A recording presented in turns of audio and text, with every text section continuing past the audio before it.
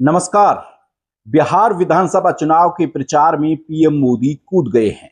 इसी कड़ी में आज समस्तीपुर में एनडीए की पहली रैली को पीएम मोदी ने संबोधित किया।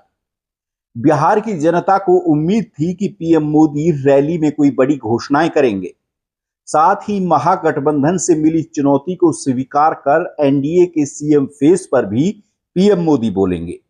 लेकिन हद तब हो गई जब पीएम मोदी ने बिहार की जनता से इंटरनेट डेटा और रील के नाम पर वोट मांगे।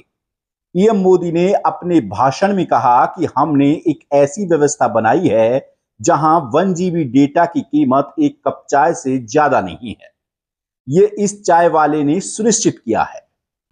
इसका सबसे ज्यादा फायदा बिहार के युवाओं को हुआ है। ये रीलें और जो भी रचनात्मकता आप देख रहे हैं वो सब बीजेपी और एनडीए सरकार की बदौलत है। इसलिए बिहार की जनता एक बार फिर एनडीए सरकार बनाएगी। साथियों, इस सस्ते डेटा का सबसे ज्यादा फायदा बिहार के मेरे नौजवानों ने उठाया है। ये जो रील्स पर रील्स बन रही है ना, सारी क्रिएटिविटी दिख रही है, उसमें भाजपा और एनडीए की नीतियों का बहुत बड़ा योगदान है। बिहार के बहुत सारे युवा इंटरनेट से अच्छी खासी कमाई भी कर रहे हैं। बस फिर क्या, मोदी के इस भाषण को लेकर अब सियासी गलियारों से लेकर सोशल मीडिया तक बहस छिड़ गई है। सोशल मीडिया पर लोगों ने मोदी के इस बयान की आलोचना शुरू कर दी है।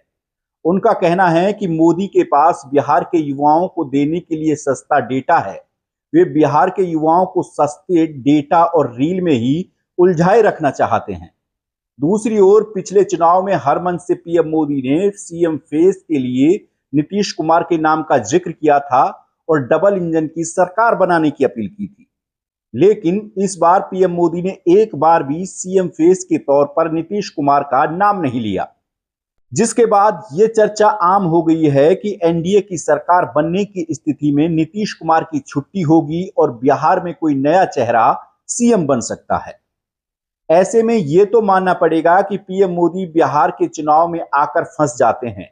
उनके भाषण दूसरे राज्यों की तरह सुर्खियां नहीं बटोर पाते और कहीं ना कहीं जो पीएम मोदी बिहार के चुनाव में बोलते हैं वो बजाय फायदे की नुकसान कर जाता है।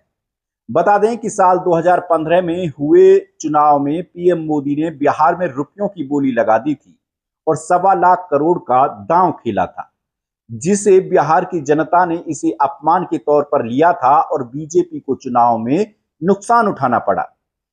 ऐसे में अब देखना होगा कि शिक्षा, स्वास्थ्य, रोजगार और बाढ़ जैसे मुद्दों को छोड़ पीएम मोदी जी ने इंटरनेट डेटा और रील का मुद्दा उठाकर बड़ी भूल कर दी है या ये मुद्दा बिहार में बीजेपी को जीत की दहलीज तक ले जाएगा। फिलहाल के लिए इस वीडियो में इतना ही। नमस्कार।